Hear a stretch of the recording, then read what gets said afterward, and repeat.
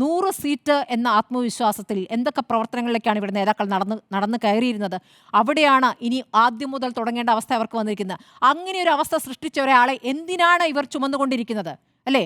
പാർട്ടിയെ ഈ നാണക്കേടിൽ കൊണ്ടെത്തിച്ചിരിക്കുന്ന ഒരാളെ എന്തിനു ചുമക്കണം എന്ന് നേതാക്കൾ ചോദിക്കേണ്ടതുണ്ട്. അവിടുത്തെ വനിതാ നേതാക്കളൊക്കെ ശക്തമായി പ്രതികരിക്കുന്നു എന്നിപ്പോൾ റോഷി റിപ്പോർട്ട് ചെയ്യുന്നു. നല്ല കാര്യം. ആ പ്രതികരണം നടപടിയിലേക്ക് എത്തിക്കേണ്ടതുണ്ട്. ആ നടപടിയിലേക്ക് എത്തിക്കാൻ നോക്കൂ, ദേശീയ മാധ്യമങ്ങൾ രാഹുൽ ഗാന്ധിയുടെ വോട്ടർ അധികാർ യാത്രയെ അവഗണിച്ച ദേശീയ മാധ്യമങ്ങൾ എന്ന് പറയുന്ന ഇംഗ്ലീഷ് മാധ്യമങ്ങൾ രാഹുൽ മാങ്കുട്ടത്തിൽ നന്നായി ആഘോഷിക്കുന്നുണ്ട്. നന്നായി ആഘോഷിക്കുന്നുണ്ട്. അവർക്ക് ഈ മസാല കഥ മതി. അവർ കേരളത്തിലെ ഒരു കോൺഗ്രസ് MLA-യുടെ ഈ ലൈംഗിക ചെയ്തികൾ അവിടെ ചർച്ച ചെയ്തുകൊണ്ടിരിക്കുകയാണ്.